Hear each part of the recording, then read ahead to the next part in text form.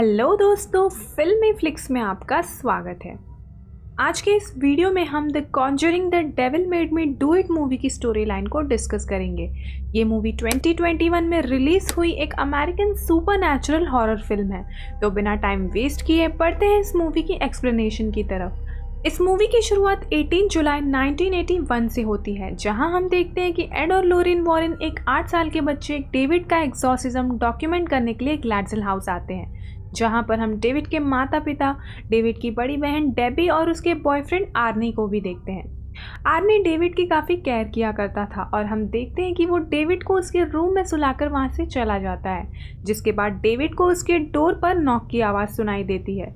David इससे काफ़ी डर जाता है और वो जाकर बाथरूम में छुप जाता है। बाथरूम में उसे एक डिमोनिक हाथ दिखाई देता है और फिर शावर से अचानक खून गिरने लगता है। डेविड इस सब से काफ़ी घबरा जाता है और वो चिल्लाने लगता है। उसकी आवाज़ सुनकर सारे फैमिली मेम्बर्स ऊपर आते हैं और हम देखते हैं कि डेविड अब पजेस हो चुका था। डेविड काफ़ी अजीब बिहेव करने लगता है और अचानक वो अपने पिता को स्टैब कर देता है।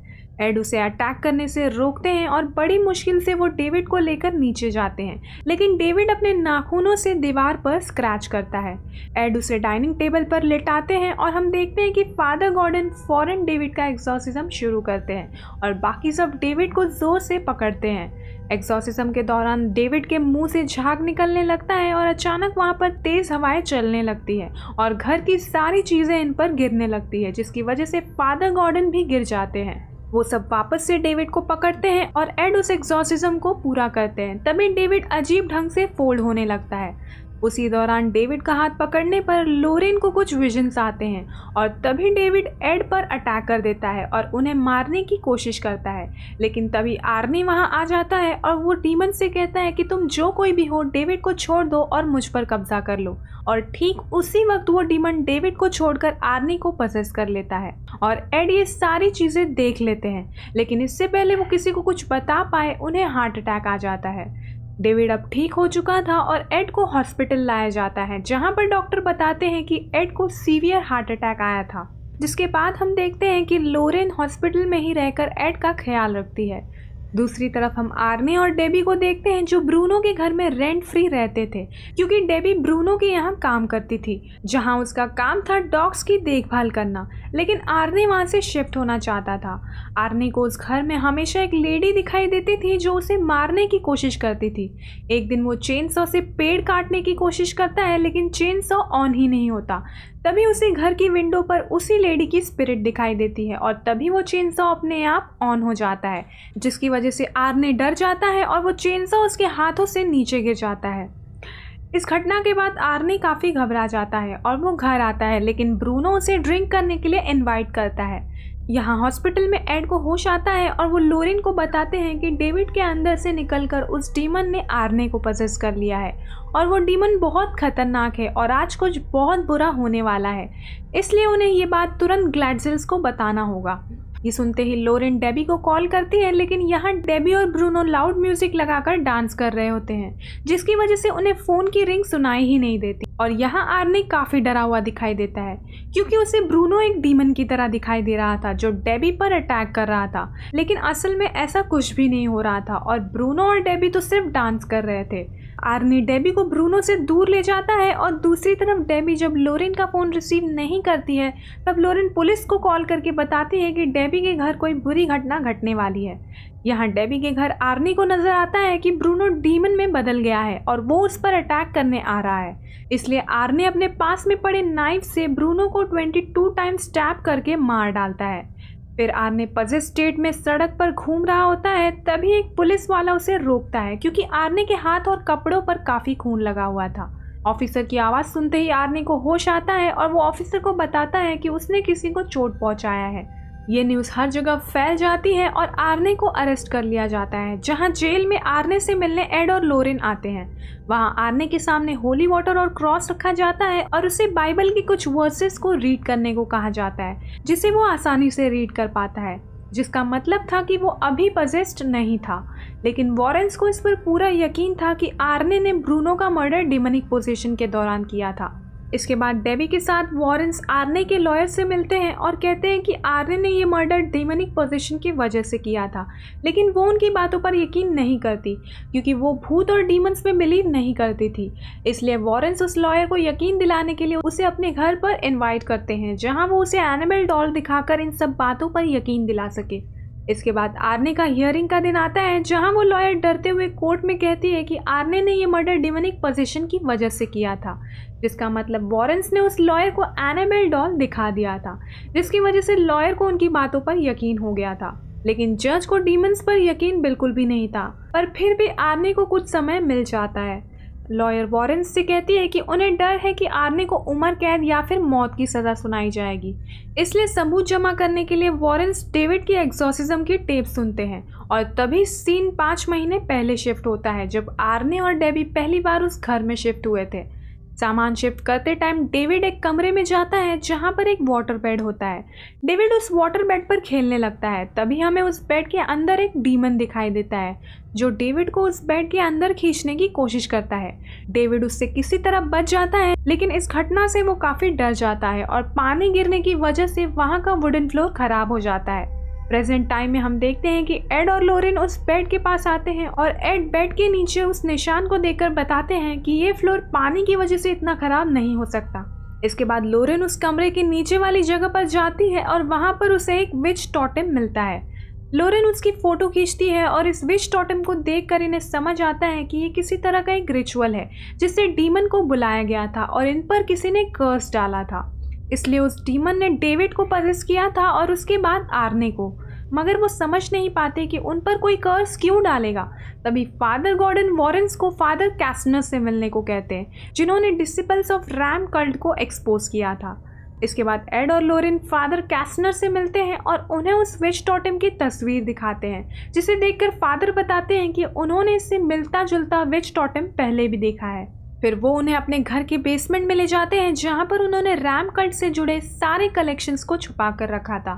कैस्नर उन्हें बताते हैं कि उन्होंने इन चीज़ों पर 9 साल तक स्टडी किया है और उन्हें पता चला कि सेटन को पूजने वाले लोग बलि दिया करते थे, और जब रैम कल्ट के लोगों पर ट्रायल्स हुए तब इस केस के सरकारी वकील की वाइफ प्रेग्नेंट थी और ट्रायल्स के बाद उनका बच्चा 6 हफ्ते जल्दी पैदा हुआ और उसका हार्ट शरीर के बाहर था, और फिर उसकी वाइफ ने भी रेल ट्रैक्स पर जाकर सुसाइड कर लिया था। ये सारी बातें बताने के बाद फादर कैस्नर वॉरेंस को इस केस में सावधान रहने को कहते हैं, क्योंकि वो भी इस केस में अपना सब कुछ खो सकते थे। इसी दौरान हम एक लेडी को आर्नी पर ब्लैक मैजिक करते हुए देखते हैं, जिसकी वजह से एक डीमन आर्नी पर अटैक करता है। इसके बाद वॉरेंस केस की छानबीन करते हैं और तभी इन्हें ड्रू का फ़ोन आता है, जो इन्हें बताता है कि डेनवर्स में एक डिटेक्टिव है जिन्होंने बिल्कुल सेम विच टोटेम देखा है। ये सुनते ही वॉरेंस उस डिटेक्टिव से मिलते हैं, जो इन्हें बताता है कि केटी और जेसिका नाम की 2 लड़कियां कुछ दिनों से गायब थी। कुछ दिन बाद इन्हें केटी की डेड बॉडी मिली, जिसे 22 बार स्टैब करके मारा गया था, लेकिन जेसिका अब भी मिसिंग थी। और इसी दौरान उस डिटेक्टिव को वैसा ही विच टोटेम जेसिका के घर पर मिला था। ये सारी बातें सुनकर एड और लोरेन उस डिटेक्टिव के साथ डील करते हैं कि अगर वो जेसिका को ढूंढने में डिटेक्टिव की मदद करेंगे तो बदले में वो इन्हें इस केस की सारी फाइल्स दे देगा, ताकि वो इस केस को इन्वेस्टिगेट कर सके। लेकिन उस डिटेक्टिव को वॉरेंस की पोजीशन वाली बातों पर बिल्कुल भी यकीन नहीं था, और वो इनसे कहते हैं कि जो काम पुलिस नहीं कर पाई उसमें आप लोग क्या कर पाओगे। तो इस पर लोरेन उससे कहती है कि मैं वो देख सकती हूँ जो कोई नॉर्मल इंसान नहीं देख सकता। ये सुनते ही वो लोरेन को टेस्ट करने के लिए उन्हें 3 नाइफ्स दिखाते हैं और उन्हें वो एक नाइफ बताने को कहते हैं जिससे केटी का मर्डर हुआ, और तभी लोरेन तुरंत उस नाइफ को आइडेंटिफाई कर लेती है। फिर वो डिटेक्टिव उन दोनों को उस जगह लेकर जाता है जहाँ पर उन्हें केटी की बॉडी मिली थी। वहाँ पर लोरेन को अपने पावर से सब कुछ दिखाई देता है कि उस दिन आखिर केटी और जेसिका के साथ हुआ क्या था। लोरेन को विजन आता है, जिससे उसे पता चलता है कि केटी और जेसिका बेस्ट फ्रेंड्स थे, लेकिन जेसिका पजेस्ड हो चुकी थी और उसने केटी को 22 बार स्टैब करके मार दिया था। लोरेन भी जेसिका की तरह एक्ट कर रही थी और केटी को मारने के बाद जैसे जेसिका वहाँ से भागती है उसी तरह लोरेन भी वहाँ से भागती है। भागते हुए लोरेन एक क्लिफ के पास पहुँचती है और एड भी लोरेन का पीछा करते हुए वहाँ पहुँच जाते हैं। उसी वक्त एक डीमनिक हाथ लोरेन को क्लिफ से नीचे खींचता है, लेकिन एड सही वक्त पर लोरेन का हाथ पकड़कर उन्हें बचा लेते हैं। इन सभी बातों से इन्हें समझ आता है कि जेसिका ठीक ऐसे ही मरी होगी और उसकी बॉडी रिवर के अंदर होगी। इसके बाद उस रिवर में सर्च टीम को एक बॉडी मिल जाती है, लेकिन इन्हें ये नहीं पता होता कि वो बॉडी सच में जेसिका की है या नहीं। लेकिन डिटेक्टिव डील के मुताबिक केटी और जेसिका से जुड़ी सारी फाइल्स इन्हें दे देता है। उसी रात डेबी एड को कॉल करके बताती है कि वो डीमन आर्नी को खुद की जान लेने पर मजबूर कर रहा है, जिस पर एड उन्हें फादर न्यूमन से हेल्प लेने को कहते हैं, जो इस प्रिजन के फादर थे। और इससे पहले एड कुछ और कह पाते कॉल अचानक कट जाता है। यहाँ प्रिजन में फादर न्यूमैन आर्ने को एक होली वाटर की बोतल देते हैं और दूसरी तरफ लोरेन एड से कहती है कि कर्स तो तोड़े भी जा सकते हैं। और डेविड का एक्सॉर्सिज्म करते वक्त उसे टच करने के बाद उन्हें एक विजन आया था, तो अगर वो जेसिका की ही बॉडी हुई तो शायद कनेक्शन अब भी खुला हो और उन्हें उससे कोई क्लू मिल सकता है। यहाँ आर्नी को डर लगने लगता है और वो उस डीमन से बचने के लिए होली वाटर से ज़मीन पर सर्कल बनाता है और उसमें बैठकर प्रेयर्स करता है। दूसरी तरफ एड और लोरेन फ्यूनरल होम आते हैं, जहाँ पर वो दोनों जेसिका की बॉडी के पास आते हैं और लोरेन उसका हाथ पकड़ती है ताकि उन्हें उस ऑकल्टिस्ट की लोकेशन का पता चल सके। उसी वक्त लोरेन को एक विजन आता है जिसमें वो एक डार्क टनल से गुजरती है और फिर वो उस ऑकल्टिस्ट को आर्ने पर दोबारा ब्लैक मैजिक करते हुए देखती है। और यहाँ हम देखते हैं कि आर्ने पजेस होने लगता है और वो उस होली वाटर की बोतल को तोड़कर कांच के टुकड़े से अपना हाथ काटने की कोशिश करता है, मगर तभी लोरेन उस अकल्टिस्ट को चिल्लाकर रोकती है, जिससे उसका ध्यान टूट जाता है और आर्ने की जान बच जाती है। अब इन दोनों के बीच एक कनेक्शन बन गया था और जिस तरह लोरेन ने उस अकल्टिस्ट को आर्ने को मारने से रोका था, उसी तरह वो अकल्टिस्ट अपने पावर से उस फ्यूनरल होम में एक डेड बॉडी को जिंदा कर देती है और उससे लोरेन पर अटैक करवाती है। यहाँ एड उस डेड बॉडी को लोरेन की तरफ आते हुए देखकर लोरेन का हाथ छुड़ा देते हैं, जिसकी वजह से वो कनेक्शन टूट जाता है और वो डेड बॉडी वहीं पर गिर जाती है। फिर वॉरेंस ड्रू से मिलते हैं, जो उन्हें एक स्ट्रेगेरियन विचक्राफ्ट की एक बुक देता है जिसमें इस कर्स का जिक्र था। उस बुक में लिखा हुआ था कि इस कर्स को पूरा करने के लिए एक मर्डर और सुसाइड करना होगा, जहाँ आर्नी ने एक मर्डर तो कर लिया था और अब सिर्फ सुसाइड बाकी था। और इस कर्स को तोड़ने के लिए इन्हें उस ऑकल्टिस्ट का ऑल्टर तोड़ना होगा, यानी वो जगह जिस पर वो ब्लैक मैजिक कर रही थी। साथ ही उस बुक में और भी चीज़ें लिखी हुई थी जो लैटिन में होने की वजह से इन्हें समझ नहीं आती। लोरेन उन्हें बताती है कि उसने अपने विजन में ये ऑल्टर देखा था, जो एक टनल में है जहाँ पर उसे ट्रेन की आवाज़ें भी आ रही थी। तभी अचानक एड बेहोश हो जाते हैं और जब वो उठते हैं तो वो अपने आप को बेड पर पाते हैं।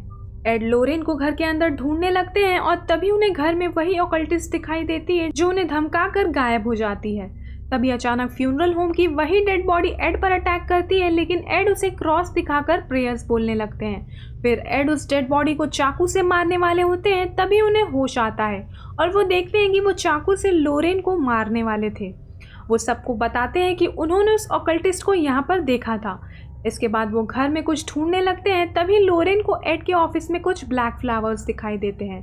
तभी एड उस फ्लावर पॉट को गिराते हैं और उसके टूटते ही उसमें से एक विच टोटेम निकलता है, जिसे देखकर सब शॉक्ड रह जाते हैं। इसके बाद लोरेन उस बुक को ट्रांसलेट करवाने के लिए फादर कैसनर के पास जाती है और वहीं डेबी आर्ने के पास जाती है, क्योंकि आज के दिन वो ऑकल्टिस्ट इस कर्स को कंप्लीट करने वाली थी और फादर न्यूमैन भी वहाँ मौजूद थे ताकि वो आर्ने को सुसाइड करने से रोक पाए। यहाँ ड्रू और एड मैप में उस ऑकल्टिस्ट के ऑल्टर का लोकेशन पता करने की कोशिश करते हैं और इन्हें पता चलता है कि वो जगह फादर कैसनर के घर के पास ही है।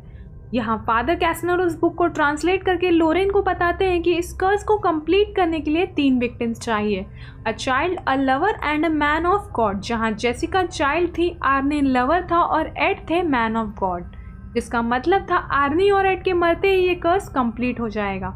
लोरेन फादर को बताती है कि एड के ऑफिस में उन्हें एक विच टोटेम मिला है, जिसके बाद फादर कैसनर लोरेन को बेसमेंट में लेकर आते हैं, जहां वो बताते हैं कि 1932 में उनकी वाइफ ने एक बच्ची को जन्म दिया था जिसका नाम आइसला था, लेकिन चाइल्ड बर्थ के दौरान ही उनकी वाइफ मारी गई थी और इसके बाद उन्होंने चर्च से छिपकर अपनी बेटी आइसला को इसी घर में पाला।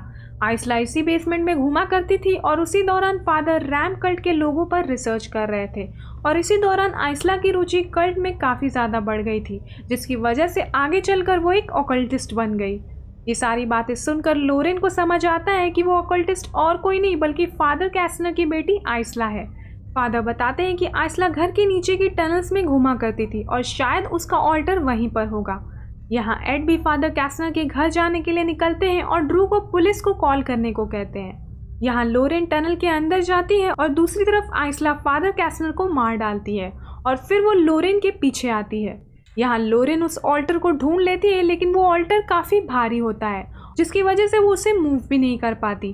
तभी आइसला वहाँ पहुँच जाती है और यहाँ एड कैस्नर के घर पहुँचते हैं और उन्हें मैन होल के नीचे से लोरेन के चीखने की आवाज़ें सुनाई देती है, जिसके बाद वो उस मैन होल का लॉक तोड़कर नीचे उस टनल के अंदर आते हैं। और दूसरी तरफ आइसला लोरेन को मारने की कोशिश करती है, लेकिन तभी लोरेन उसे एक पत्थर मारकर वहाँ से भागती है। तभी आइसला एड के पास पहुँच जाती है और उस पर कुछ फूंकती है और एड पजेस हो जाते हैं।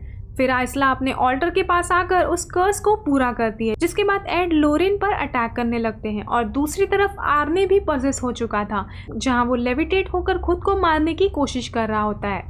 यहाँ एड लोरेन को मारने की कोशिश करते हैं, तभी लोरेन उन्हें याद दिलाती है कि किस तरह वो 30 साल पहले थिएटर में मिले थे और उन्हें एक दूसरे से प्यार हुआ था। एड को धीरे धीरे ये सारी बातें याद आने लगती हैं और एड होश में आ जाते हैं और वो एक हथौड़े की मदद से उस ऑल्टर को तोड़ देते हैं। उस ऑल्टर के टूटते ही आर्ने नॉर्मल हो जाता है और उसकी जान बच जाती है। यहाँ आइसला के रूप में वो डीमन आता है और वो आइसला को मारकर उसकी सोल ले जाता है, क्योंकि आइसला इस कर्स को पूरा नहीं कर पाई थी और उसने डीमन को सोल देने का वादा किया था। इसके बाद एड और लोरेन टनल से बाहर आते हैं और एड के हार्ट में प्रॉब्लम होने लगती है, लेकिन वो अपनी दवा घर पर ही भूल गए थे। तभी लोरेन अपने लॉकेट से उन्हें एक टैबलेट निकाल कर देती है, जिससे वो बेटर फील करते हैं और तभी वहाँ पुलिस भी पहुँच जाती है। अगले सीन में हम एड को देखते हैं जो उस ऑकल्टिस्ट से जुड़ा सामान अपने ऑकल्ट म्यूजियम में रखते हैं। इसके बाद आर्ने की हियरिंग होती है और उसे जेल की सज़ा होती है और जेल में ही आर्ने डेबी से शादी कर लेता है और 5 साल तक जेल में रहने के बाद आर्ने फाइनली जेल से रिहा होता है और आज तक वो दोनों मैरिड और खुश है। लास्ट सीन में हम देखते हैं कि एड लोरेन को एक सरप्राइज़ देते हैं और इसी के साथ ये मूवी यहीं पर ख़त्म हो जाती है। तो ये थी इस मूवी की एक्सप्लेनेशन। उम्मीद है ये वीडियो आपको पसंद आई होगी। अगर आपको ये वीडियो पसंद आई तो इस वीडियो को लाइक कर देना, शेयर कर देना और इस चैनल को सब्सक्राइब कर देना और बेल आइकन प्रेस करना मत भूलना, ताकि आपको इस चैनल से जुड़े हर वीडियो की नोटिफिकेशन मिलती रहे।